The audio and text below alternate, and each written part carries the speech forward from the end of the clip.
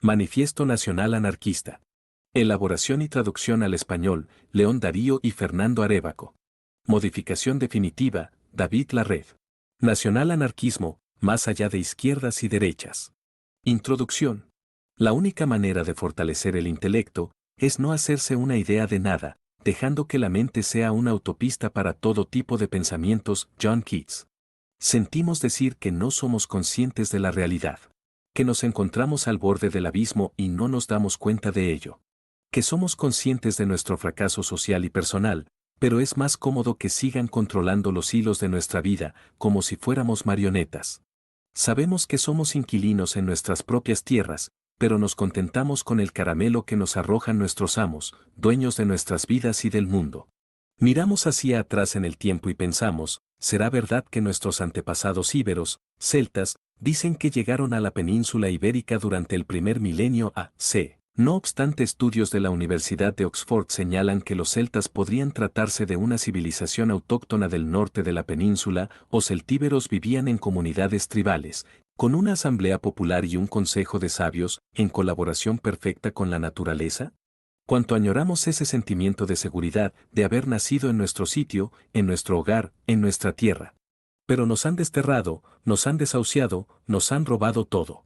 Poco a poco, antepasado tras antepasado, nos han robado todo, nuestra tierra, nuestro orgullo, nuestra vida. Como comentábamos anteriormente, la península ibérica estaba poblada por pueblos cuya organización social estaba fundada sobre lazos de parentesco. Estos los constituían grupos de consanguíneos, descendientes de antepasados comunes, con una economía basada en la comunidad. Pero, según cuenta la historia, en el cuarto milenio a.C. aparecen los primeros estados. Max Weber define los estados como una organización humana que controla de una manera exclusiva y legal el uso de la fuerza sobre una zona geográfica específica. Mesopotamia, Egipto, los pueblos hebreos, los fenicios, Persia, los reinos helénicos, el Imperio Romano. Con el tiempo, estos estados fueron exterminando o absorbiendo a casi todos los pueblos, esclavizándolos, imponiendo por la fuerza su cultura y su jurisdicción, creando las diferencias de clases.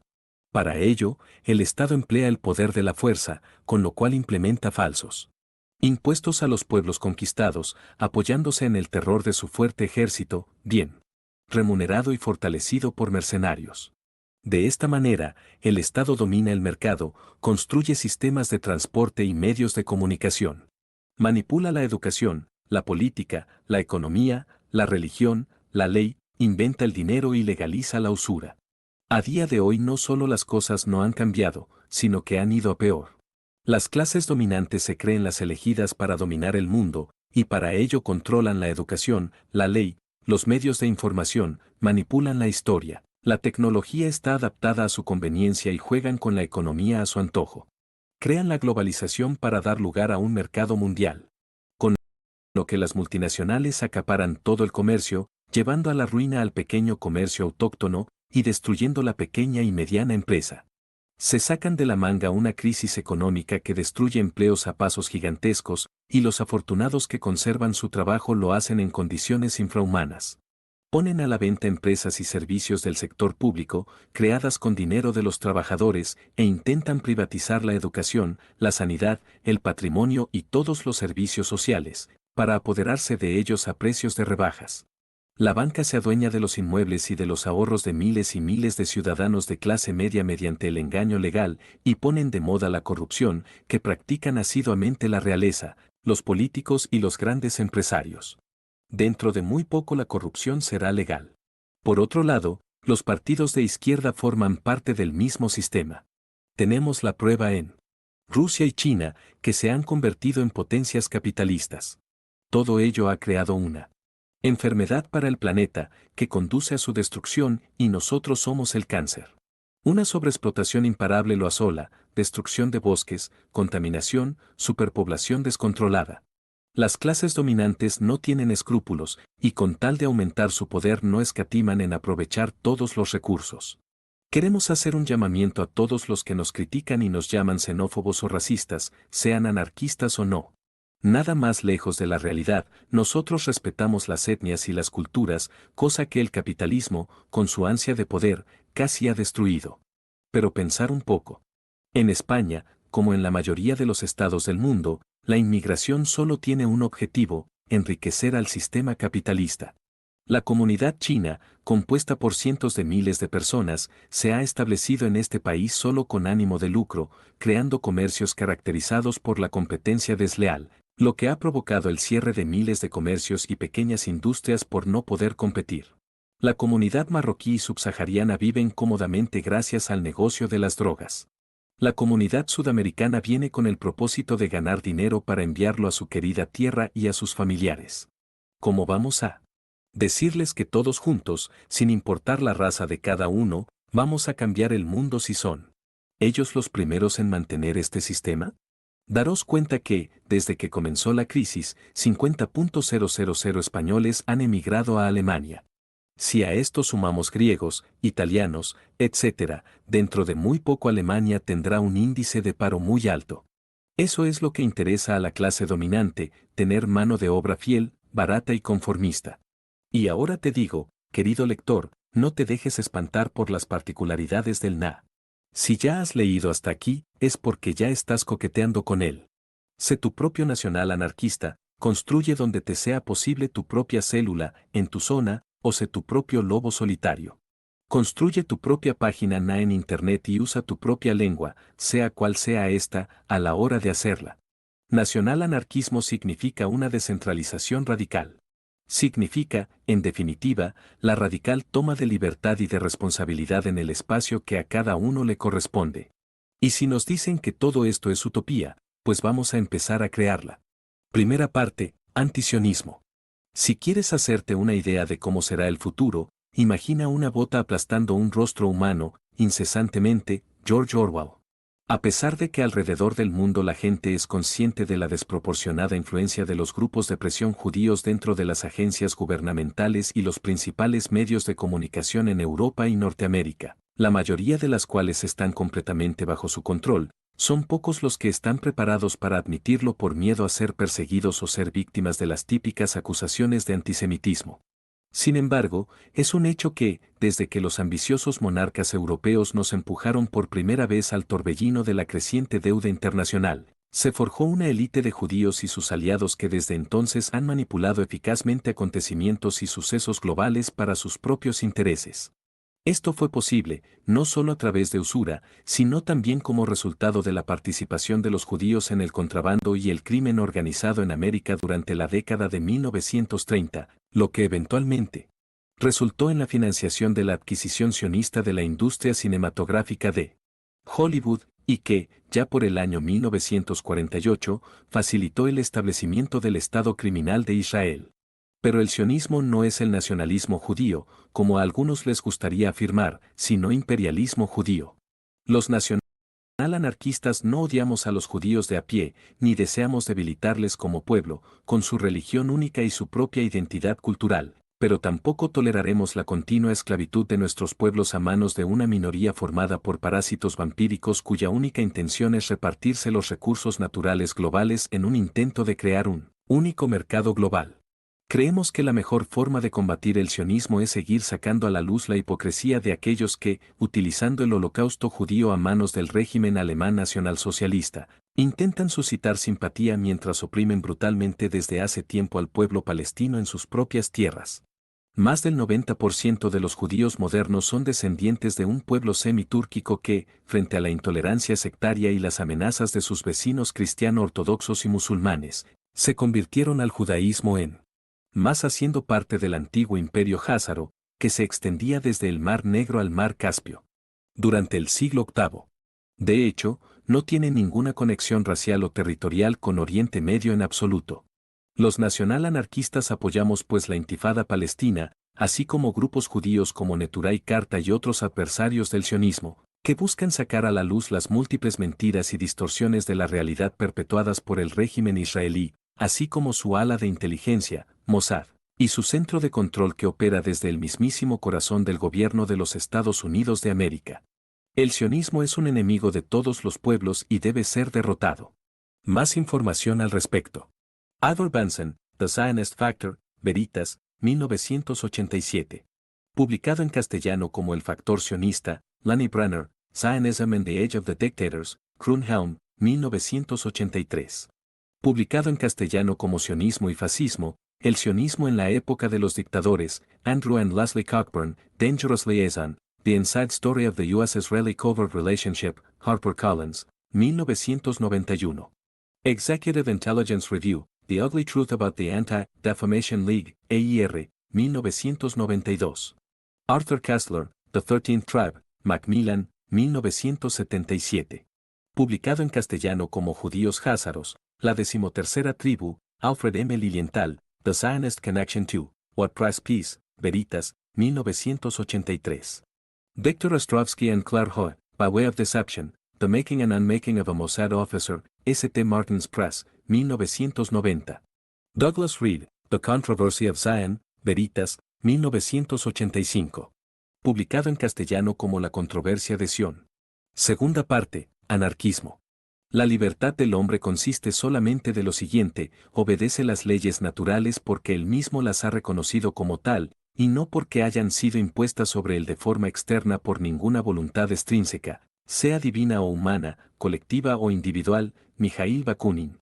Debo crear un sistema o ser esclavizado por el de otro hombre. No voy a razonar o comparar, lo mío es crear. William Blake. La sociedad busca el orden en la anarquía. Pierre-Joseph Proudhon. Para la gran mayoría, la palabra anarquismo acarrea imágenes espeluznantes de un Johnny Rotten berreando canciones que tratan de dar rienda suelta al caos y a la destrucción sobre la sociedad contemporánea. Se supone que los anarquistas son o bien unos drogadictos nihilistas y hedonistas de pelos largos, o un despreocupado, ingenuo idealista sin los pies en la tierra. En el siglo XIX, la representación gráfica típica del anarquista, por lo menos en las caricaturas publicadas por los medios de comunicación controlados por el Estado, con intenciones denigrantes y satíricas, era aquella estereotípica de un loco, siempre con barba desaliñada y aspecto zarrapastroso, sujetando una bomba o un cartucho de dinamita. Pero el verdadero anarquismo no tiene nada que ver con la decadencia y el deterioro, ni con la violencia y el terror sin sentido. El verdadero anarquismo puede proporcionar una alternativa real y tangible a la continua decadencia de la sociedad occidental. Anarquía viene del griego anarchos, es decir, sin reglas / mandato. Sin embargo, esto no significa que los anarquistas crean en el desorden, ya que en este caso el término reglas está asociado a la forma en la que una sociedad está organizada de acuerdo con un código de comportamiento o conducta determinado.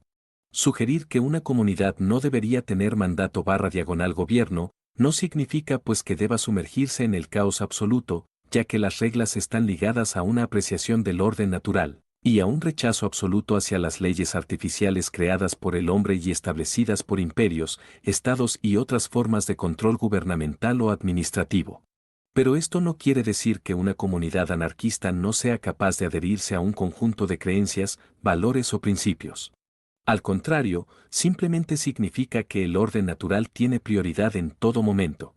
De hecho, el orden natural es la forma más orgánica de organización social del planeta, ya que permite al hombre vivir tal y como la naturaleza misma pretendía, no como animales salvajes o en un estado de ignorancia perpetua, pues el hombre posee una inteligencia superior, sino de forma que nuestras necesidades, instintos y deseos más básicos queden satisfechos.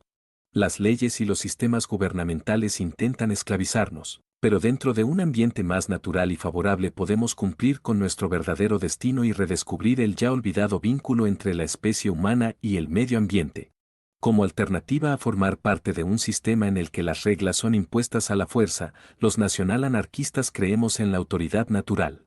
Las jerarquías son un hecho indudable dentro de la naturaleza, pero son completamente distintas a los sistemas de clases artificiales que se encuentran en las sociedades occidentales contemporáneas. El liderazgo, por ejemplo, debería ser fomentado, pero conlleva responsabilidad y, dentro de un contexto anarquista o tribal, el jefe o macho alfa solo es tan fuerte como su comunidad / tribu. Como dijo Rudyard Kipling, la fuerza de la manada es el lobo, mas la fuerza del lobo es la manada. A diferencia del abismo presente hoy en día entre los que gobiernan y los que son gobernados, ambos conceptos son inseparables y necesariamente complementarios. Cuando Marx y Engels publicaron el Manifiesto Comunista en 1848, Los trabajadores y campesinos de Europa creyeron haber encontrado finalmente una solución a la desbocada codicia y crueldad del capitalismo. Pero lo que Marx propuso no era más que una tosca forma de totalitarismo a la cual llamó la dictadura del proletariado, y que simplemente supuso la creación de una nueva clase dominante, perpetuando así la esclavitud salarial masiva. Pero los comunistas no fueron los únicos opositores al capitalismo. Al mismo tiempo, un francés llamado Pierre-Joseph Proudhon lanzó un ataque contra tanto el capitalismo como el comunismo, firmemente convencido de que este último atentaba contra el individualismo. En consecuencia, varios anarquistas rusos, entre los cuales figuraban Mikhail Bakunin y Piotr Kropotkin, también intentaron denunciar la inutilidad del marxismo y propusieron un futuro mundo descentralizado, formado por colectivos dentro de los cuales las personas tendrían más autonomía y podrían expresar su propia identidad. Sin embargo, durante el siglo XX, las filas del anarquismo fueron infiltradas por comunistas y lo que comenzó como un ideal noble, caracterizado por una creencia en la libertad y la identidad, se rebajó a no más que una burocracia izquierdista partidaria de lo políticamente correcto que tan familiar nos resulta hoy en día. No hay duda de que la izquierda ha arrastrado la orgullosa bandera de la anarquía por el fango, mancillando seriamente la imagen del anarquismo como consecuencia. Pero es por esta misma razón que el mundo está preparado para un nuevo ideal, el nacional anarquismo. Pero, ¿en qué se diferencia el nacional anarquismo del resto del fenómeno anarquista y qué es lo que ofrece? Nuestra visión, en resumen, es establecer pequeñas comunidades aldea en las cuales la gente tenga su propio espacio en el que vivir según sus propios principios. Estos principios dependerán de la naturaleza de la gente que forme la comunidad, ya que lo último que pretendemos es imponer ningún tipo de sistema rígido o dogmático. Por lo tanto, los nacional anarquistas podrían ser cristianos o paganos, campesinos o artesanos, heterosexuales u homosexuales. Lo único que importa es que las comunidades nacional anarquistas sean autosuficientes. También deberían ser mutualistas en vez de coercitivas, es decir, que la gente debería ser libre de ir y venir como guste. Si una persona no está de acuerdo con el principio unificador de una comunidad nacional anarquista, solo tendría que trasladarse a otra. Por otro lado, las comunidades tendrían que ser respetuosas con sus vecinos y estar preparadas para defenderse contra forasteros. Por último, aclarar que, frente a los intentos cada vez más desesperados de nuestros enemigos tanto de la derecha como de la izquierda, no estamos haciendo uso del anarquismo como táctica para encubrir ningún tipo de agenda secreta fascista. Vamos completamente en serio. Además que, como mutualistas que somos, nos atenemos al principio de vive y deja vivir. Cada persona es diferente y tiene valores distintos. En las sociedades modernas pluralistas, esos valores individuales suelen diferir, resultando inevitablemente en que ciertos valores se antepongan a otros o directamente los eliminen. Creemos que ciertos valores merecen ser preservados para las futuras generaciones, y es por ello que deseamos crear un ambiente en el que esto sea posible. El nacional anarquismo es, pues, anarquismo sui generis. Un tipo de anarquía único. Más información al respecto. Víctor Anduril, Anarchic Philosophy, The Rising Press, 2000. Clifford Harper, Anarchy, A Graphic Guide, Camden Press, 1987. Richard Hunt, To End Poverty, The Starvation of the Periphery by the Core, Alternative Green, 1997. Ernst Junger, Eumesville, Quartet Books, 1995. Peter Marshall, Demanding the Impossible, A History of Anarchism, Harper Perennial, 2007. James J. Martin, Men Against the State, The Expositors of Individualist Anarchism in America, 1927-1908, Ralph Miles Publisher, 1970.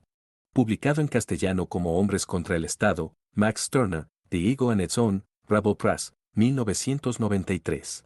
Publicado en castellano como El Único y su Propiedad, Henry David Thoreau, Walden and Other Writings, Bantam Books, 1989.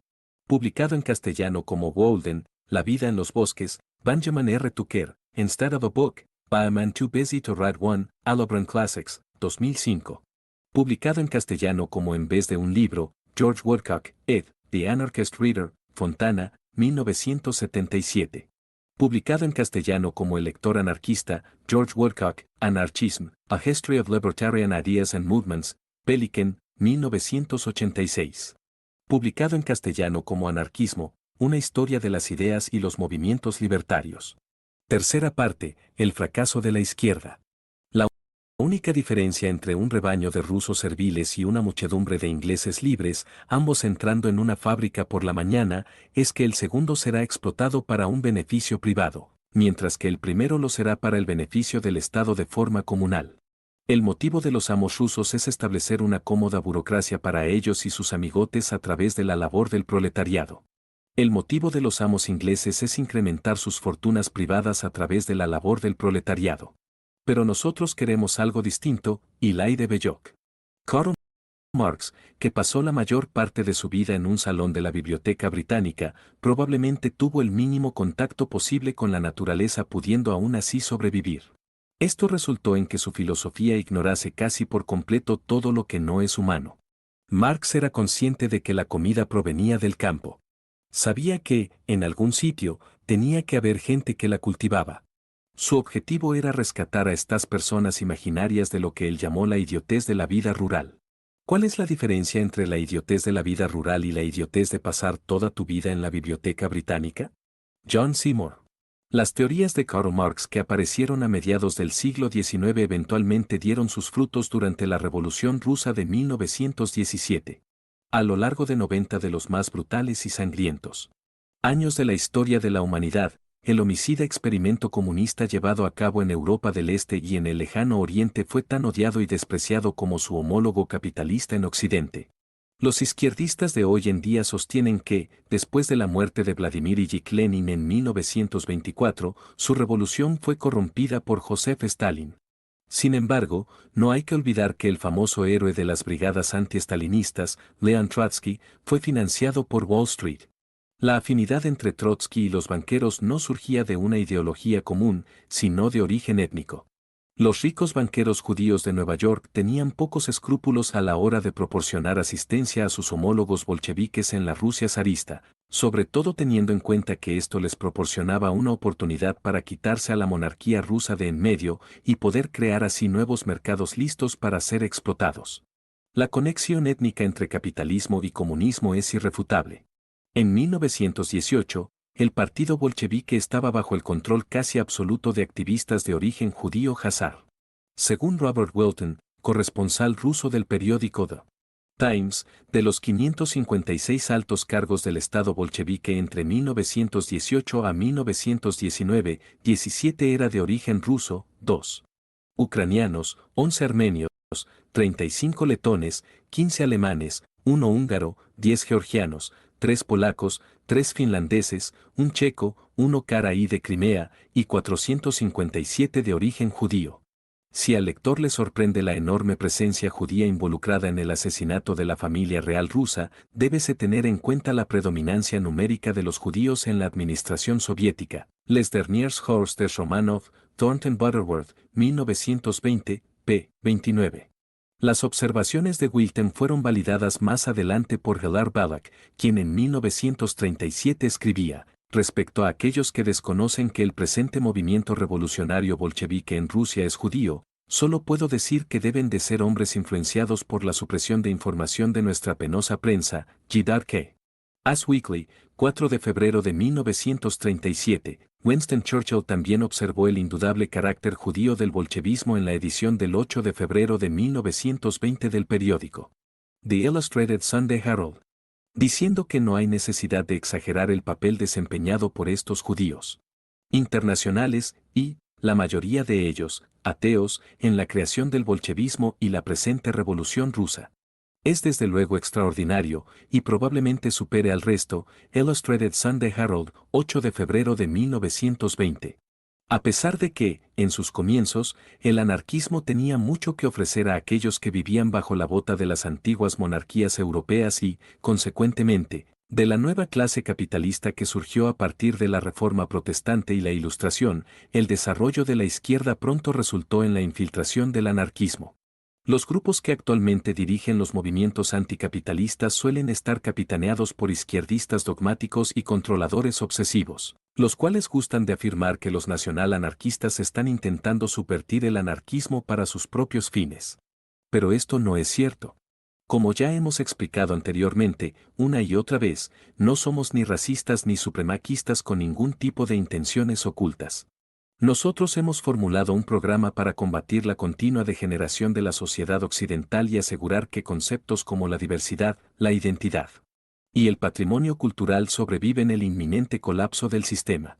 Desgraciadamente, parece que la mayor parte de la izquierda no descansará hasta que consiga organizar cada minuto y aspecto de la vida de las personas. Es como una enfermedad que se perpetúa a sí misma. Esta es la razón por la cual la izquierda habla del derecho a trabajar cuando, como puntualiza Bob Black, el verdadero problema es el trabajo en sí. La izquierda, al igual que la derecha totalitaria, se niega a tolerar a nadie que intente salirse de su visión de una sociedad integradora. Algunos de nosotros, sin embargo, no queremos formar parte de esto, y seremos socialistas solo entre nosotros y los nuestros. En este aspecto somos un movimiento elitista que se aferra firmemente a la idea de la meritocracia. Lo que no aceptamos es la idea de que todos somos iguales. La cuestión del igualitarismo es uno de los principales escollos para la izquierda contemporánea, y surge de las pobremente concebidas ideas de tabula rasa del filósofo inglés John Locke. Esta idea absurda sostiene que los humanos venimos al mundo como un folio en blanco y absorbemos todo lo que haya a nuestro alrededor como si de una esponja se tratase. Pero el caso es que no estamos influenciados solamente por factores ambientales o aquellas impresiones causadas por nuestro entorno más inmediato, sino que también heredamos muchos rasgos genéticos de nuestros padres, abuelos y bisabuelos. Hasta cierto punto, pues, ya hemos sido moldeados incluso antes de dejar atrás el útero materno, y esto puede tener un impacto considerable sobre el tipo de persona en el que eventualmente acabaremos convirtiéndonos. El clima socioeconómico en el cual uno nace y se cría tendrá efecto sobre la forma en la cual nos desarrollamos, por supuesto. Pero los factores genéticos tienen mucho más peso que las condiciones ambientales y no deben ser ignorados. Por lo tanto, asumir que los humanos somos todos de alguna manera iguales es ridículo. Por otro lado, esto no significa que aquellas personas menos inteligentes o con discapacidades físicas deban ser tratadas con desprecio o crueldad. Aquellos que poseen una habilidad superior en ciertos campos tienen una responsabilidad sobre aquellos que muestran menos. La humanidad, como el resto de la naturaleza, es jerárquica, y las fantasías progresistas de la izquierda de un mundo en el que todo el mundo obtiene el mismo rango, inevitablemente da lugar a un proceso de desnivelación en el cual opresivas leyes son adoptadas para rebajar a los más fuertes o hábiles al mismo nivel que los más débiles y resentidos. Los nacional-anarquistas creemos en alentar a la gente a alcanzar su máximo potencial, no en obligarles a rebajarse a un mínimo denominador común. Las políticas izquierdistas inevitablemente desembocan en barbarie y totalitarismo, y es por esto por lo que el capitalismo ha conseguido prosperar hasta su forma actual. Cuando la izquierda obtiene el poder, simplemente administra el capitalismo de forma ligeramente distinta, a través de los órganos burocráticos del Estado. Aún así, la estrategia de la izquierda ha sido muy eficaz y no hay razón por la que tácticas tales como el entrismo, el sabotaje industrial, los piquetes, la recaudación de fondos o la acción comunitaria no puedan ser utilizadas por los nacional-anarquistas. Es por esta razón por la cual hemos recomendado varios textos de Derek Hatton sobre militancia y otras formas de organización que han logrado infiltrarse con éxito tanto en ayuntamientos como en las filas de sus oponentes. Para concluir, decir que los nacional-anarquistas rechazamos tanto el Estado como el capitalismo privado, y queremos asegurarnos de que el poder comienza por la base y se canaliza hacia arriba. Nuestra visión se encuentra alejada de la visión deshumanizadora del Estado obrero de la izquierda, en el cual el pueblo está representado no como individuos, sino como unidades económicas listas para ser explotadas. No te confundas, la izquierda no ofrece ningún tipo de alternativa y debe ser rechazada. Para más información. Blake Baker, The Far Left, An Expose of the Extreme Left in Britain, Weidenfeld and Nicholson, 1981. Mikhail Bakunin, Marxism, Freedom and the State, Freedom Press, 1998. Publicado en castellano como El marxismo, la libertad y el Estado, Bob Black, The Abolition of Work and Other Essays, Lumpenex Unlimited, 1985. Publicado en castellano como La abolición del trabajo, James Callaghan, The Far Left in British Politics, Basil Blackwell, 1987. Michael Craig, Militant, Faber and Faber, 1984. Reb Dennis Fahy, The Rulers of Russia, Editorial Anónima, 1984. Derek Hatton, Inside Left, The Story So Far, Bloomsbury, 1988. Douglas Hyde, I Believe, Autobiography of a Former British Communist, Reprint Society, 1952. Arthur Koestler, Darkness at Noon, Vintage, 2005. Publicado en castellano como El Cero y el Infinito, George Orwell, Animal Farm, Penguin, 1951. Publicado en castellano como Rebelión en la Granja. Anthony C. Sutton, Wall Street and the Bolshevik Revolution, Veritas, 1981. Publicado en castellano como Wall Street y la Revolución Bolchevique, Nigel Young, An Infantile Disorder, The Crisis and Decline of the New Left, Routledge and Keegan Paul, 1977. Yevgeny Zamyatin, We, EOS, 1999. Cuarta parte, contra el Estado, la comunidad. Habrá una transformación cualitativa, una nueva forma de vida, una revelación vivificadora, un nuevo cielo y una nueva tierra, un joven y poderoso mundo en el que nuestras actuales discrepancias se convertirán en una unidad armoniosa. Mijail Bakunin. Un buen hombre y un buen ciudadano no son necesariamente lo mismo. San Agustín. No nos hacen falta escándalos económicos en los ministerios, corrupción entre altos cargos y políticos mentirosos para convencernos de que la democracia parlamentaria es una farsa. El sistema en sí está podrido hasta la médula. En el pasado, el proceso político consistía de un pequeño grupo de jefes tribales, guerreros y representantes espirituales, los cuales se reunían periódicamente para discutir las necesidades y aspiraciones de sus respectivas comunidades, particularmente con respecto a temas de seguridad y bienestar. Por supuesto, la política siempre ha estado abierta a los abusos, pero la tradición anglosajona, germánica, del Wittenagemot, también conocida como Witan, es uno de los ejemplos más descentralizados de cómo nuestros antepasados ejercían una forma de autoridad política que debía ser canalizada desde las bases hacia arriba. Aquellos involucrados en este sistema poseían un sentimiento de deber y responsabilidad hacia los suyos, al contrario que los políticos de hoy en día, que están todos metidos en el ajo. El Wittenagemot comenzó como un fenómeno inequívocamente tribal, e incluso el espacio dedicado a estas asambleas populares era bastante indeterminado y esporádico.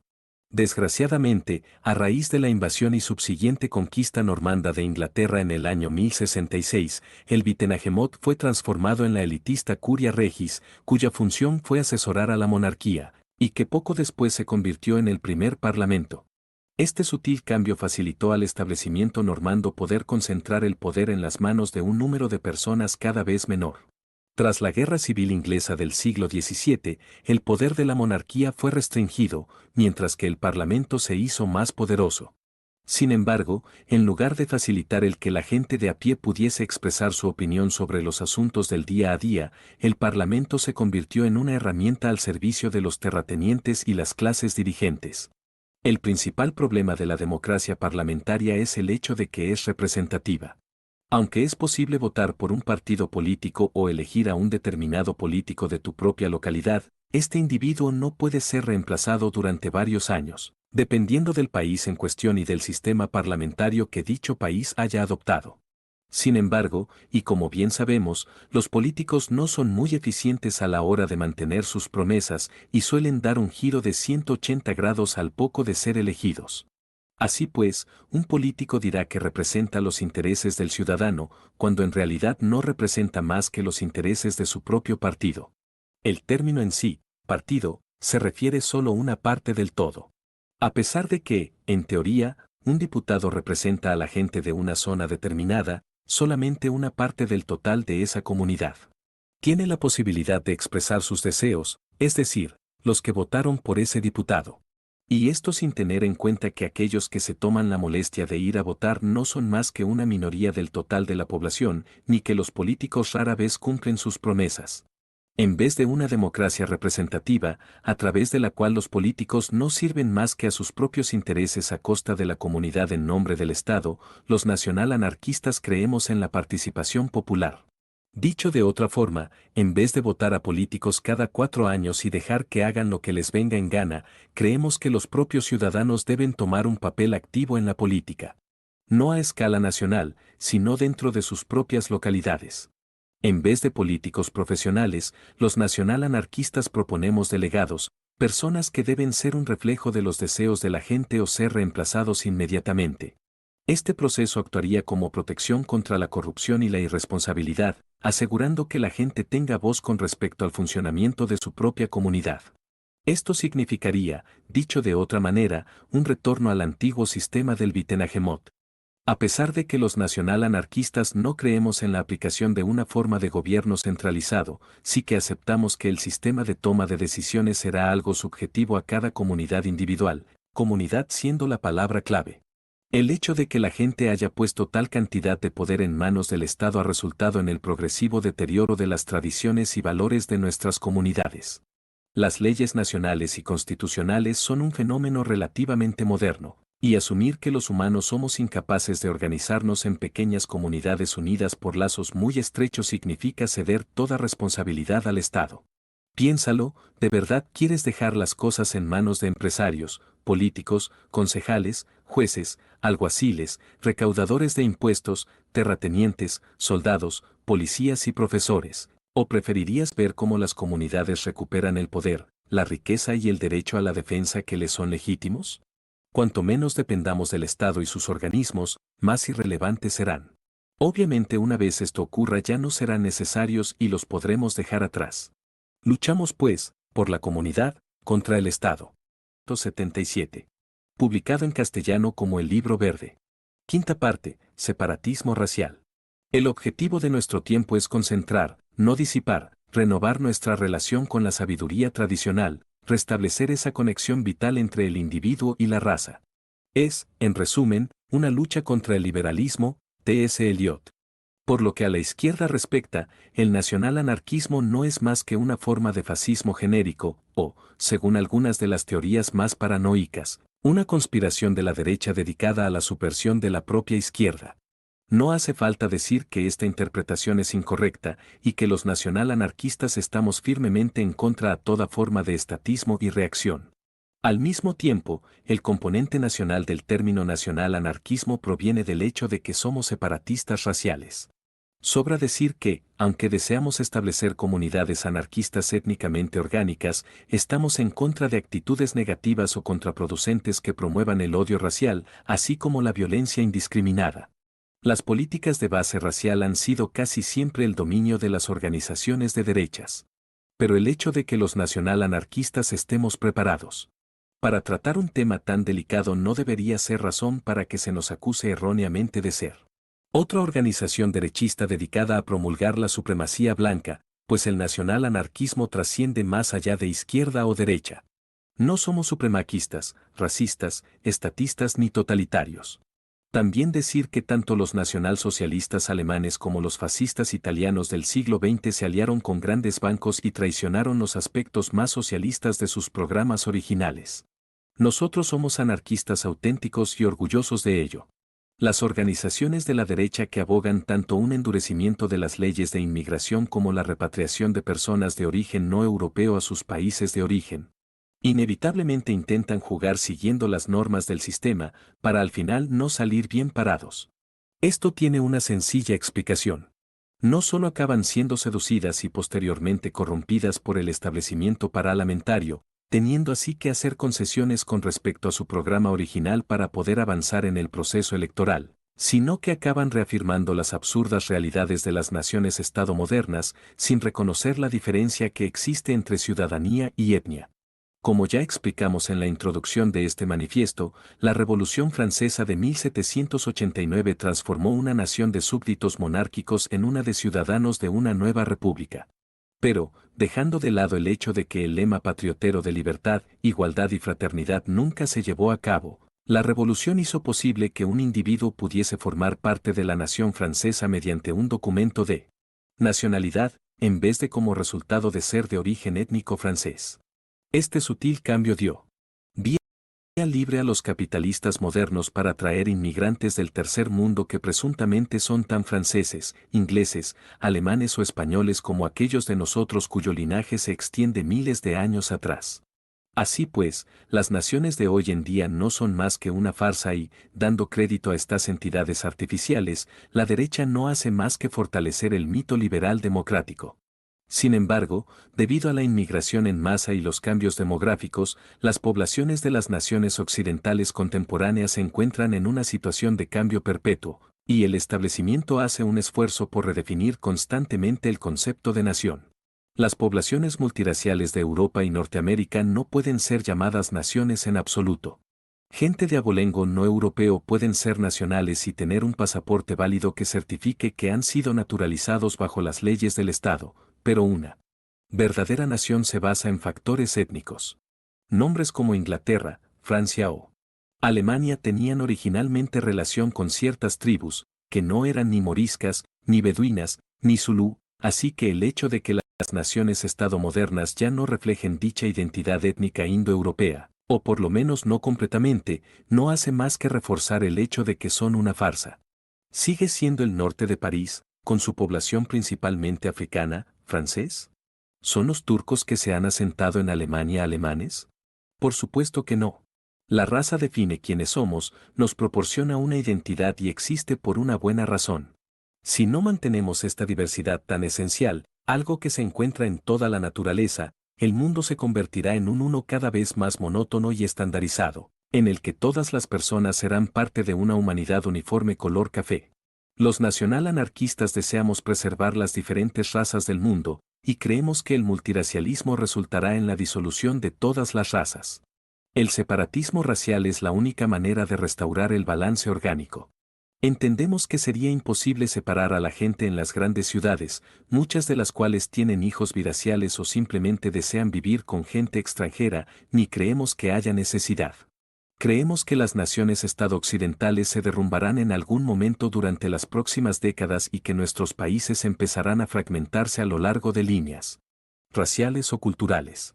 Así pues, no hay necesidad de tratar a las personas de manera inhumana, metiéndoles en campos de concentración o deportándoles como hicieron los nazis o los soviéticos del siglo pasado, algo que acabó en desastre para todos. Los nacional-anarquistas debemos formar nuevas comunidades basándonos en nuestras identidades raciales y culturales. La máxima del futuro será respeto por los demás y unión en diversidad. Para más información al respecto, Dr. John R. Baker, Race, Oxford University Press, 1976. ENM, Forgotten Ideals, National Socialism Before 1933, The Rising Press, 1996. HB Iserwood, Racial Integration, Britain's Publishing Co., 1966. Jan Raspail, The Camp of the Saints, Jr., 1900. Sexta parte, Autarquía económica. Si desea seguir siendo esclavo de los bancos y pagar el precio de su propia esclavitud, deje pues que los bancos sigan creando el dinero y controlando el crédito, Sir Josiah Stamp. Dadme el control de la moneda de un país y no me importa quién haga las leyes, Mayer Ramshaw Rothschild. Así pues, será cada vez menor el poder de los poderes financieros sobre nosotros, pues no importa lo que ellos llamen divisas si estás intercambiando jamones por servilletas o cerdos por pianos, G. K. Chesterton. Los últimos años han sido testigo de cómo los bancos internacionales se han vuelto cada vez más y más materialistas, llegando a absorberse los unos a los otros en una avariciosa guerra de todos contra todos. Cierto es que no hay lugar para los sentimientos en el mundo de los negocios, pero el dinero no fue siempre usado para ganancias particulares, sino que comenzó como una forma de intercambio. Y antes de esto, obviamente, la gente intercambiaba objetos sin necesidad de dinero en forma de trueque. Desde entonces, el dinero se ha convertido en un producto en sí y los codiciosos especuladores e intermediarios han devorado nuestras comunidades como una piraña económica. Mediante préstamos con intereses desorbitados, los usureros, prestamistas y acreedores han incrementado su férreo control sobre nuestras economías nacionales. Pero mientras que los usureros pueden crear dinero con tan solo pulsar un botón, sus clientes tienen que devolverlo en honorarios reales, incluyendo intereses. Da igual cuánto dinero o lingotes de oro tengan en sus cámaras acorazadas, los bancos simplemente entregan un trozo de papel con números y esperan que se les pague con dinero real dentro de un periodo de tiempo acordado. Sin embargo, si una persona se queda sin empleo o no puede seguir reembolsando al banco, los alguaciles incautarán su propiedad o, en muchos casos, su hogar. Los usureros manipulan gobiernos encadenándoles a la deuda nacional. Esto les ocurre a aquellos países que han pedido un crédito para financiar una guerra o poder subvencionar una economía decadente, pero para poder pagarlo han de subir los impuestos, provocando una disminución de la calidad de los servicios públicos, afectando más todavía a los más pobres. Así pues, ¿cuáles son las alternativas económicas a este sistema? Hace mucho que predijimos el colapso del sistema internacional debido a su propio peso, pero tú nos puedes ayudar a acelerar este proceso actuando fuera del sistema lo máximo posible. Siempre ha habido un mercado negro, pero hay formas más legales de dar esquinazo a los bancos, prestamistas y recaudadores de impuestos. Un ejemplo sería adoptar un sistema de trueque o establecer servicios de intercambios locales que permitan a la gente intercambiar habilidades y servicios entre ellos. Esto funciona creando un sistema de crédito parecido a la forma en la que se usaba el dinero antes de que éste se corrompiera.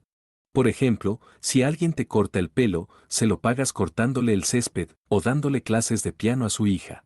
Sin embargo, puede darse el caso que recibas un corte de pelo, pero no puedas ofrecer nada a cambio en el momento porque tu trabajo es estacional. Este problema puede ser solucionando mediante la todos los pueblos, designación de un contable comunitario que toma nota de todas las transacciones. Así pues, si alguien le debe algo a alguien por un servicio que ha recibido, la persona que proporcionó el servicio recibe una nota de crédito o el equivalente de la moneda local. Todo esto sin cobrar intereses a nadie. En Londres, por ejemplo, existe la llamada Libra Bristol, y por toda Europa y otras partes del mundo existen miles de comunidades que tienen su propia versión local de este sistema de trueque. Las monedas alternativas hacen que los burócratas y los recaudadores de impuestos se pongan ecos un basilisco, pues significa que la gente está actuando fuera del sistema económico oficial, fortaleciendo la comunidad a costa del Estado. Los nacional-anarquistas también podrían establecer comercios alternativos. Lo único que hace falta es un grupo de gente para cultivar su propia comida y fabricar sus propios productos, formar una cooperativa y participar en un sistema de trueque con otros nacional-anarquistas de su misma comunidad. En vez de usar la moneda nacional, los compradores podrían utilizar una moneda alternativa o pagar proporcionando un servicio. Estas estrategias pueden ser tan exitosas que a menudo el dinero rara vez cambia de manos, y todo el mundo se beneficia de la libertad económica que tal sistema proporciona. Recuerda, no tenemos por qué formar parte del sistema económico oficial. Investiga qué opciones tienes para alejarte de este sistema fraudulento y vivir de forma más independiente y autosuficiente. Para más información, A.K. Chesterton, The New Unhappy Lords, Candor Publishing, 1975. Dennis Fahey, Money Manipulation and Social Order, Regina Publications, 1974. Caroline Humphrey and Stephen Hugh Jones, ed. Barte, Exchange and Value, An Anthropological Approach, Cambridge University Press, 1992. Séptima parte, reabastecimiento ecológico. Una avenida de árboles había estado allí. Todos habían desaparecido. Y mirando con consternación hacia la carretera que conducía hacia Bolsón Cerrado, vieron en la distancia una alta chimenea de ladrillo, escupiendo humo negro al aire de la tarde. J.R.R. Tolkien. Al capitalismo no se le puede convencer de que limite su crecimiento más que a una persona se le puede convencer de que deje de respirar. Los intentos de capitalismo verde, de hacerlo más ecológico, están condenados al fracaso por la propia naturaleza del sistema, basado en el crecimiento ilimitado. Murray Bookchin. Algún día los residuos de las ciudades dejarán de ser vertidos en los ríos y serán devueltos a la tierra para cultivar comida a la gente. Algún día el salmón brincará de nuevo en las aguas claras de un río londinense y la labor humana será creativa y alegre. Algún día el alma de los hombres, encerrada en sí misma durante largos siglos de dificultades económicas, se levantará hacia la luz del sol de la verdad. Henry Williamson. Mientras que el mundo moderno parece estar en un estado de desorden y caos generalizado, la perpetua importancia de la naturaleza como nuestra guía y fuente de inspiración continúa a atraer nuestro más sincero respeto y admiración. Pero, por desgracia, la gran mayoría de la gente parece estar alejada de sus orígenes, completamente desconectada de su patrimonio cultural y racial, así como de sus raíces. En el pasado, el hombre tenía un vínculo inextricable con la tierra. No solo era su patrimonio cultural de gran importancia, sino que también sabía lo importante que era establecer y defender un territorio en el cual expresar sus valores y ambiciones. Desgraciadamente, debido a la severa destrucción del medio ambiente causada en nuestros días, y no menos en los países sobrepoblados de Europa y Norteamérica, es imposible vivir en armonía con la naturaleza sin tener que mudarse fuera de las ciudades e irse al campo. A lo largo de los siglos han habido muchos movimientos prorurales, algunos religiosos y otros políticamente idealistas o incluso desastrosamente utópicos. Pero la visión nacional anarquista con respecto a una revolución rural no es en lo más mínimo utópica, imposible o poco realista. Entendemos que cualquier intento de crear y mantener comunidades nacional anarquistas será extremadamente difícil, pero tenemos que empezar ahora antes de que sea demasiado tarde. La vida en las ciudades modernas es increíblemente frágil y la gente es totalmente dependiente de recursos exteriores. Electricidad, agua, gas, comida. Todos tienen que ser traídos de fuera. En caso de una catástrofe o en una situación en la que el Estado decida limitar o cortar los suministros, no será posible ir al supermercado a por una bandeja de taquitos de jamón o abrir el grifo y que salga agua. La existencia moderna y su cultura de usar y tirar están basadas en la comodidad, pero esto hace que las personas sean extremadamente débiles y, en época de crisis, enseguida se dan cuenta de que han perdido toda habilidad de llevar a cabo incluso las tareas más simples y básicas para sobrevivir. Los nacional-anarquistas deseamos poner fin a esta dependencia pasiva del Estado y reintroducir a la gente al mundo real, a lo orgánico. Para algunos esto será completamente imposible, y muchos serán incapaces de adaptarse al medio ambiente. Pero en el pasado la gente vivía en pueblos rurales completamente autosuficientes sin necesidad de apoyar a gobiernos que obtienen su poder y riquezas mediante la organización de guerras en el tercer mundo, robándoles así de sus recursos. La naturaleza posee todos los recursos que necesitamos. El colapso económico que probablemente ocurrirá en Occidente resultará en caos y pánico total. Millones de personas morirán como resultado de su dependencia del Estado. Nosotros tenemos que asegurarnos de que estamos entre aquellos que pueden sobrevivir tal cataclismo, pero ¿cómo? No empecemos a formar nuestras propias comunidades aldea ahora, caeremos junto con el resto. El primer paso es mudarse fuera de las zonas urbanas y comenzar a recortar. Piensa en aquello que será realmente necesario para la supervivencia de tu familia, en vez de aquello que sería innecesario o incluso extravagante. Estas cosas suelen ser cuestión de escala, y muchas de las cosas que ahora consideras importantes estarán obsoletas en el futuro. La supervivencia, por otra parte, nunca estará obsoleta y es absolutamente necesaria. Reubicarse a zonas rurales es solo el primer paso en ayudar a reabastecer el orden natural y vivir de acuerdo con la naturaleza. El siguiente paso es ser económicamente autosuficiente, y esto implica buscar fuentes de ingreso que nos permitan quedarnos en el campo y evitar ser succionados hacia las ciudades, como ocurrió durante la Revolución Industrial. Dicho de otra forma, estableciendo sistemas económicos alternativos como aquellos discutidos anteriormente, trueque, cooperativas, fortalecerás tanto a ti mismo como a tu comunidad. Esto puede resultar un tanto intimidante para aquellos que tienen poca, o ninguna, experiencia en el campo, pero ya existen cientos de comunidades anarquistas y alternativas alrededor del mundo que son autosuficientes. Todo depende de cuán en serio te lo tomes y de aprender a priorizar. La vivienda en el mundo moderno implica pedir una hipoteca al banco o alquilar viviendas a precios desorbitados a caseros explotadores, pero los nacional anarquistas creemos que existen otras formas de vivienda para nosotros y nuestras familias.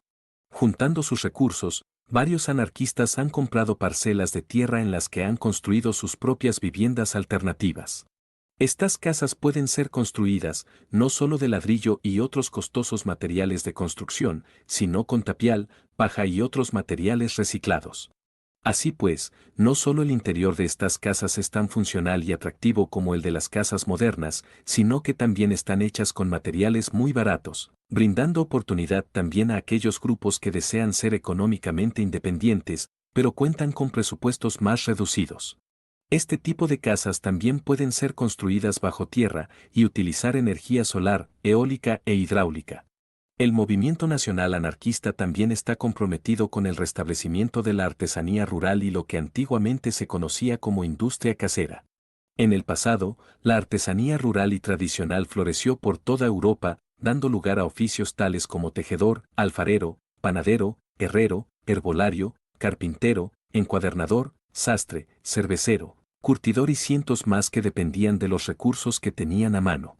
Muchos de estos oficios aún existen en las zonas más rurales, pero en muchos casos han pasado a depender de proveedores externos, con lo cual si siguen siendo autosuficientes o no es discutible.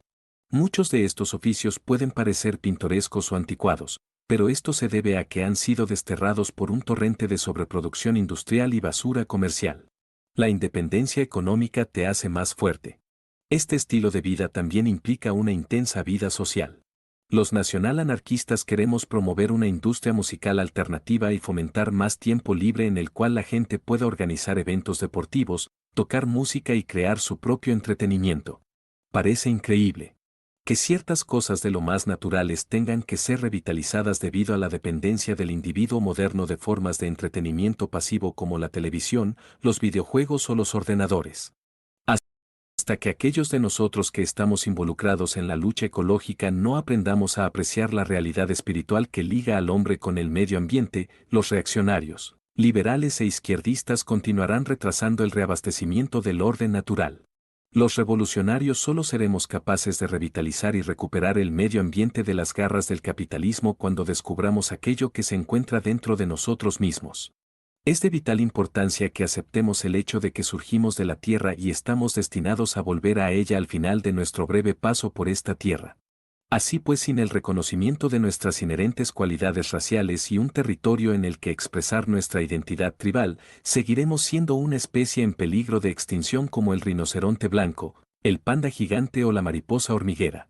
Mientras Europa y Norteamérica hacen frente a los catastróficos resultados de la vida urbana y el mestizaje suicida, los nacional-anarquistas no. Debemos olvidar que los humanos somos los guardianes naturales de la Tierra y que nuestra extinción probablemente sería el mayor desastre ecológico de la historia. Es por esto que debemos intentar restablecernos en el corazón del campo.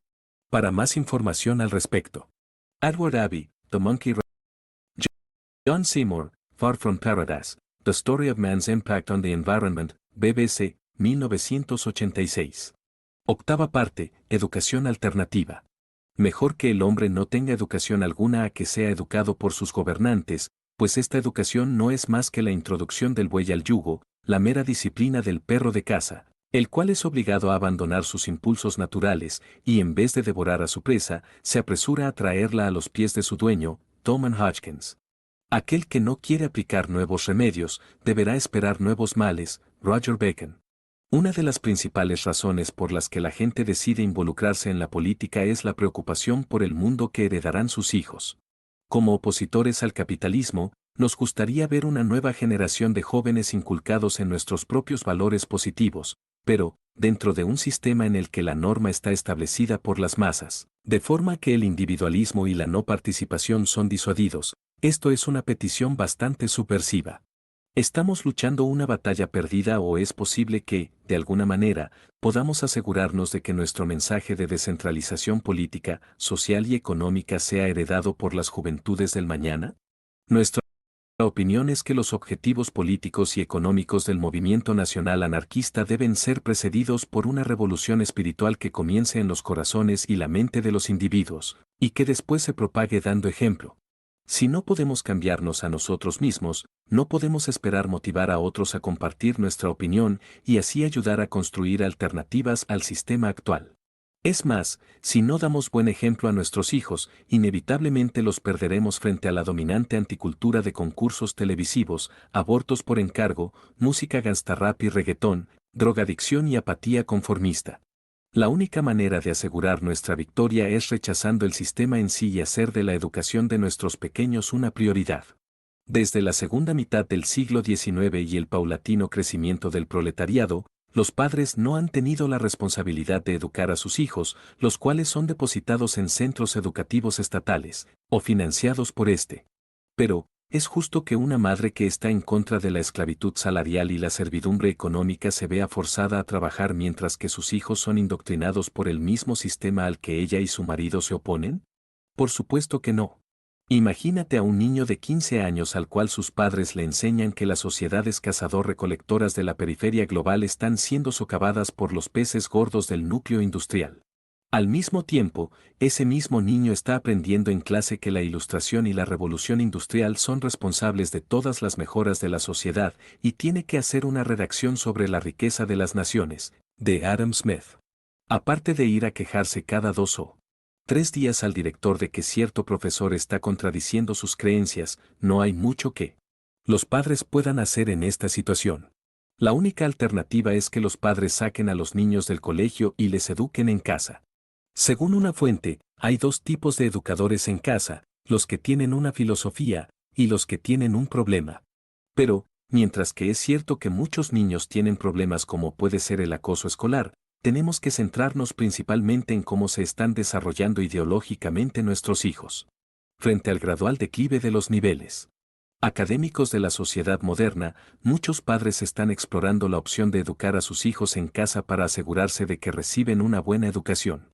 Esta idea es cada vez más popular entre ciertos grupos religiosos, sobre todo padres musulmanes o paganos que se han dado cuenta de que la única forma de asegurarse de que sus hijos reciben una educación acorde con sus tradiciones y valores étnicos es enseñarles ellos mismos. Debemos asegurarnos de que aquellos de nosotros que tenemos hijos hagamos buen uso de esta opción. La educación en casa no es un concepto nuevo. Al fin y al cabo, antes de la aparición de las escuelas o los sistemas educativos, se consideraba algo perfectamente natural que los padres educasen y criasen a sus propios hijos, muchos de ellos considerándolo una responsabilidad sagrada. Hoy en día, muchos padres se están dando cuenta de que, aunque cada persona sea distinta y tenga necesidades diferentes, el currículum educativo nacional no hace más que demostrar cómo los sistemas educativos burocráticos son incapaces de satisfacer a todo el mundo. De hecho, todos los currículums escolares están empapados en propaganda, y aquellos padres que creen en la independencia y la creatividad están preocupados porque sus hijos no tengan la oportunidad de explorar alternativas políticas o espirituales. También es un hecho que cuanto menos dependamos de los órganos del Estado, más libertad tendremos en nuestras vidas. Una vez comienzas a explorar las diversas opciones de educación alternativa, descubres que hay muchos grupos de autoayuda que pueden aconsejarte sobre cómo empezar. Poca gente es consciente de que los niños educados en casa no tienen por qué seguir el currículum nacional, nota del traductor, esto depende del país de residencia de cada uno. Antes de proceder, documéntate sobre las opciones disponibles en tu país de residencia. De hecho, no tienen por qué hacer exámenes, no tienen por qué ceñirse a un horario, no tienen por qué tener un tutor cualificado para enseñarles, no tienen que trabajar durante las horas lectivas normales ni un número particular de horas cada semana. Los mismos padres pueden proporcionar sus propios materiales y planes académicos, dado que en la mayoría de países el Estado se niega a proporcionar ningún tipo de ayudas económicas a educadores en casa. A pesar de que la educación en casa pueda parecer un gasto considerable, sobre todo para la gente de clase trabajadora, los materiales escolares no tienen por qué ser tan caros. Hay una gran variedad de libros de texto que pueden ser pedidos a través de las bibliotecas públicas. Por otra parte, las librerías de segunda mano ofrecen una variedad de enciclopedias y otros materiales de estudio muy útiles a un precio muy reducido. Si varios nacional anarquistas viven en la misma zona y desean crear un entorno educativo para sus hijos, pueden compartir libros, materiales y otros recursos entre ellos. Este entorno puede ser simplemente una habitación en una casa nacional anarquista que haya sido equipada con una pizarra, libros educativos, materiales de dibujo y artísticos. Varios estudios han demostrado que muchos niños educados en casa llevan 2 años de ventaja con respecto a los niños educados en escuelas y suelen demostrar mayor motivación. Los padres pueden crear interesantes programas educativos para sus hijos utilizando una amplia gama de recursos, desde programas de televisión educativos hasta museos locales. Las opciones disponibles incluyen clases normales, programas informáticos, lecturas, juegos, música, cocinar, manualidades, deportes y actividades al aire libre. Puede que a algunos padres les preocupe que la educación en casa pueda resultar en la exclusión de sus hijos de las universidades cuando tengan edad de graduarse, ya que la educación en casa no está orientada hacia examinaciones. Sin embargo, muchas universidades dan la bienvenida a estudiantes educados en casa, ya que creen que dichos estudiantes poseen una pasión por el conocimiento, así como una independencia y autonomía que les permitirá destacar en carreras intelectualmente estimulantes. Así pues, las escuelas pasarían a ser algo secundario a medida que la comunidad se convierte en una red de centros educativos en los que las personas se hacen cargo de la educación de sus familias. Uno de los argumentos de los opositores liberales a la educación en casa es que los niños que se críen en este ambiente estarán sobreprotegidos o serán socialmente ingenuos. Sin embargo, esta acusación puede ser fácilmente rebatida demostrando que la educación en casa protege la inocencia de la infancia de los estragos de la sociedad en la que vivimos. ¿Por qué no deberían los padres poder proteger a su prole de las trampas del capitalismo liberal? Otro argumento favorito de aquellos que prefieren los métodos de educación en masa tiene que ver con la socialización. Aunque es cierto que los niños tienen que relacionarse con otros niños, esta no es la razón por la que van al colegio. La labor de los colegios debería ser educar a los niños, no obligarles a acatar un cierto código de conducta. Los padres que educan a sus hijos en casa se aseguran de que están en contacto con otros niños a través de asociaciones, equipos y sociedades. La educación en casa permite al niño relacionarse dentro de su propia comunidad, en vez de ser sujeto a la tiranía y presiones de los grupos de adolescentes. Según la edición de marzo de 1996 de la revista Child Education, p. 68, varios estudios han demostrado que los niños educados en casa poseen mejores habilidades sociales y están mejor adaptados a la sociedad que aquellos de su misma edad educados en colegios. Los niños educados en casa suelen tener más experiencia a la hora de tratar con gente, tanto más mayor como más joven que ellos. Además, cuentan con la ventaja de haber aprendido mediante conversación y contacto más íntimo. En una clase de más de 30 alumnos, ¿cuántas veces se escucha de forma individual, se habla personalmente o se alenta a un niño? Un gran elogio si tenemos en cuenta que esto fue publicado en una revista producida por el sistema educativo. Si padres nacional anarquistas pudieran presentar a sus hijos a familias con ideas similares de su misma zona, sería posible prevenir que ningún forastero tuviera ningún tipo de influencia en sus vidas. Meter 30 o 40 niños de la misma edad en una habitación como si fuesen un rebaño de ovejas no hace más que crear un ambiente totalmente artificial que difícilmente prepara a los jóvenes para la dura realidad de la vida fuera de clase. La labor de la escuela no es más que convertir a los jóvenes en mano de obra lista para ser explotada, y, en vez de enseñarles sobre su cultura, historia y tradiciones, adopta un enfoque similar al de la cadena de producción para prepararles para la monótona servidumbre de las fábricas o las oficinas. Hay padres que creen que hay tiempo más que suficiente para acostumbrarse a la horrible realidad de los trabajos repetitivos y monótonos, y puede que escojan la educación en casa porque no quieren que sus hijos acepten tales restricciones, sino que esperan fomentar una iniciativa y autonomía que les prepare para una vida más interesante e intrépida.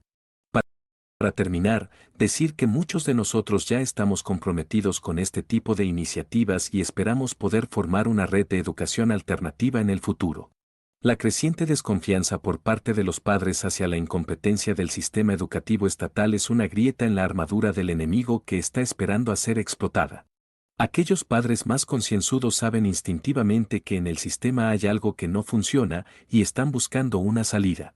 Este tipo de gente necesita nuestro ejemplo y motivación, y no hay razón por la que los nacional anarquistas no puedan convertirse en uno de los principales partidarios de la educación en casa. Tenemos que formar centros de aprendizaje prácticos, en los cuales el equipo y las herramientas necesarias estén disponibles para aquellos que los necesiten. Tenemos que formar bibliotecas alternativas, en las cuales los niños tengan acceso a libros, películas y exposiciones alternativas. Tenemos que formar centros comunitarios para involucrar a la gente en actividades deportivas, musicales y dramáticas, así como eventos sociales, y formar centros de apoyo familiar, en los cuales padres y niños puedan discutir nuevos métodos de enseñanza útiles y, si hiciese falta, discutir problemas o dificultades que tengan. Hasta entonces, si eres un padre que no está dispuesto a ver cómo obligan a su hijo a tragarse una dosis diaria de discriminación positiva políticamente correcta, ten en cuenta las distintas opciones de educación alternativa que cada vez están más a nuestro alcance. No debemos olvidar que nuestro futuro alternativo depende de nuestros más pequeños. Para más información al respecto, Terry Doughty, ed., Free Range Education, How Home Education Works, Hawthorne Press, 2000. Education Otherwise, School is Not Compulsory, The Essential Introduction to Home-Based Education, EO, 2000. Novena parte, Defensa. Una sociedad armada es una sociedad respetuosa. Los modales son buenos cuando uno tiene que corroborar sus actos con su vida. Robert Heinlein. Los nacional-anarquistas no creemos ni por un momento que aquellas comunidades alternativas que consigan separarse del sistema vayan a ser inmunes a ataques continuos. La naturaleza humana es tal que, inevitablemente, siempre habrá gente de fuera que intente causar problemas o robarnos nuestros recursos. A pesar de que nosotros somos descentralistas, hay muchos otros que no lo son, con lo cual nuestras tierras y pertenencias tendrán que ser enérgicamente defendidas, como cualquier otra comunidad.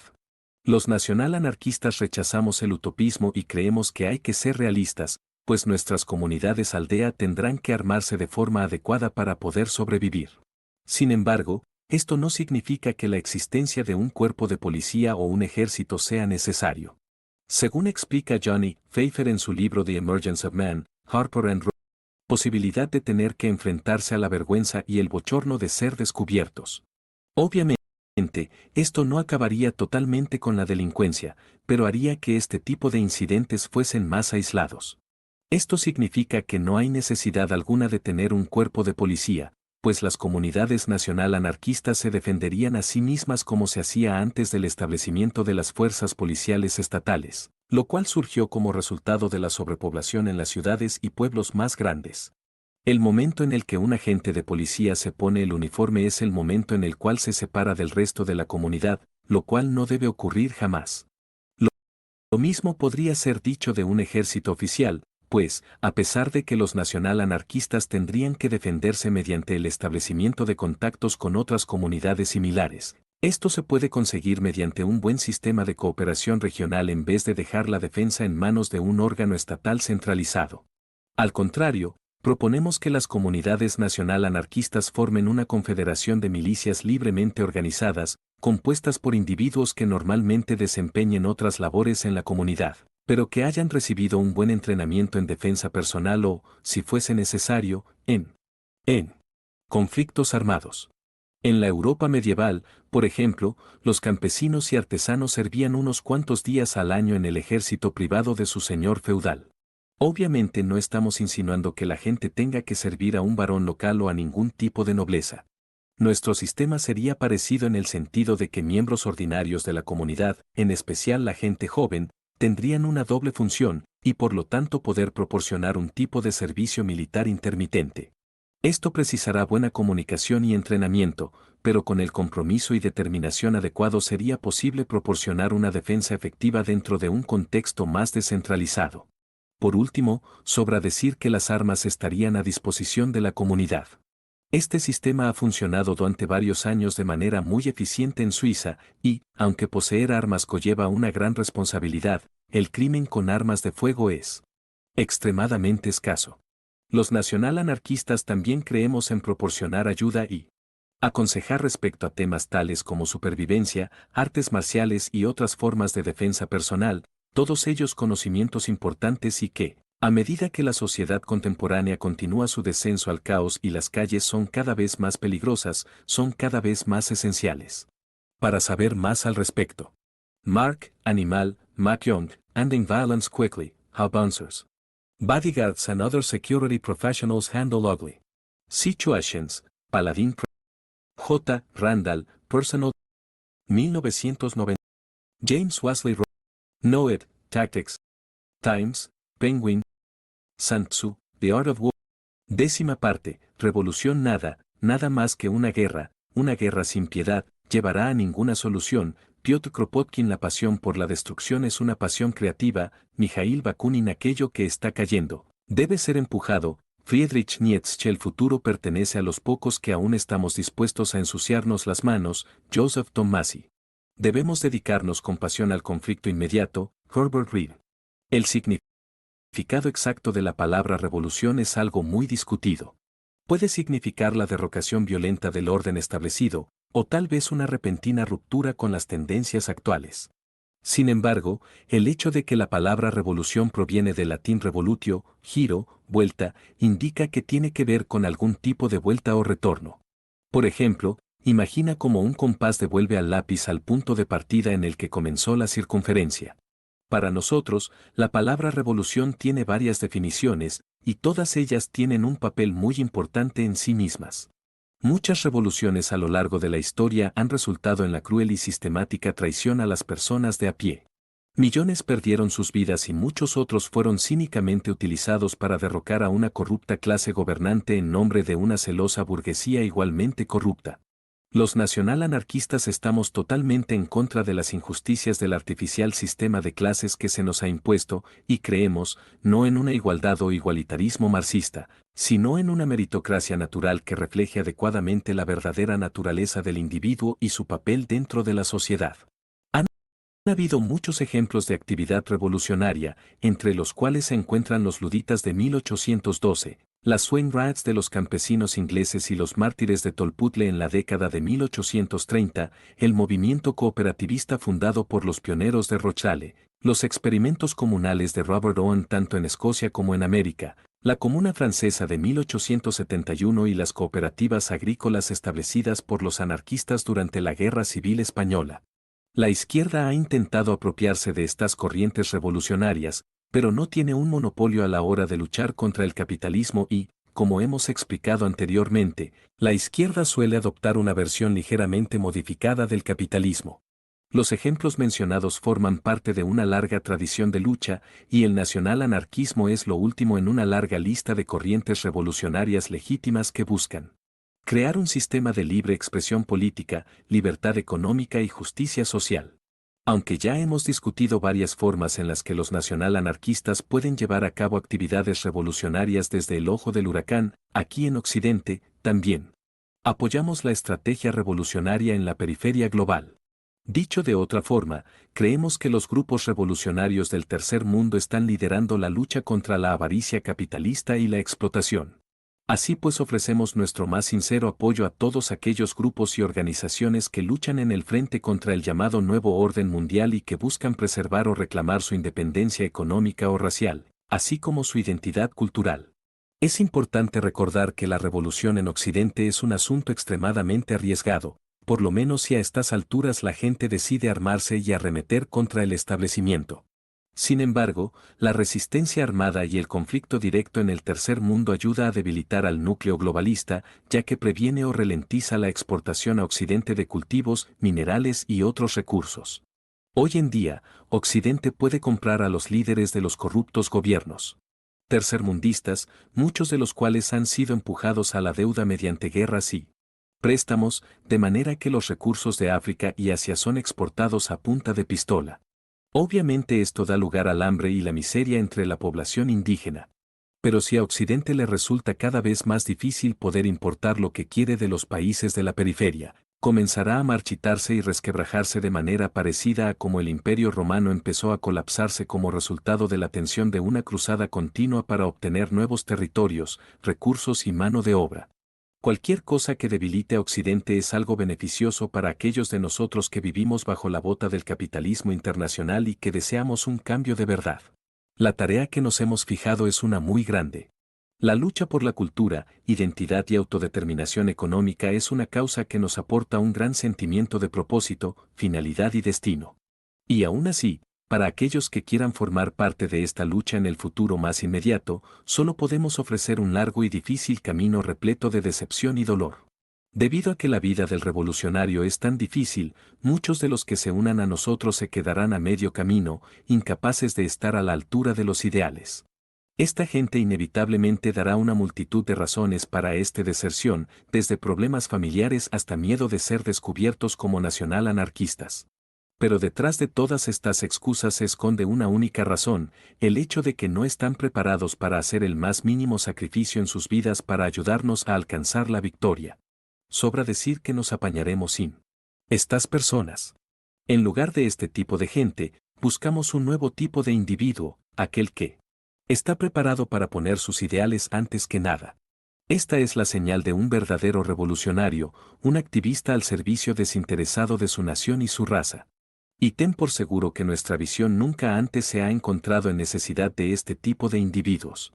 En nuestra era moderna, el concepto de sacrificio es anatema para prácticamente todo el mundo.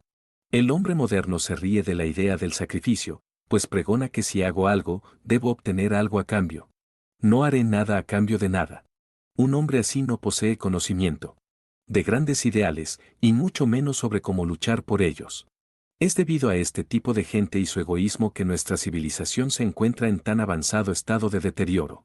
Una excepción destacable a este declive de idealismo son los guerreros de Hamás que luchan por la liberación de Palestina, ocupada por los poderes sionistas, y, en particular, aquellos hombres dentro de sus filas que están dispuestos a morir por sus creencias. Tal heroísmo frente a posibilidades de fracaso tan apabullantes es inspirador. Demuestra que el concepto de sacrificio personal en pos de un objetivo político no está muerto. También demuestra que cuando tal ideal es adoptado, se convierte en una fuerza letal que no puede ser vencida. Los judíos sionistas conocen las consecuencias de un levantamiento en Palestina y, no te equivoques, les temen. Si queremos ganar debemos seguir tal ejemplo, un ejemplo nacido de pureza de pensamiento y acción.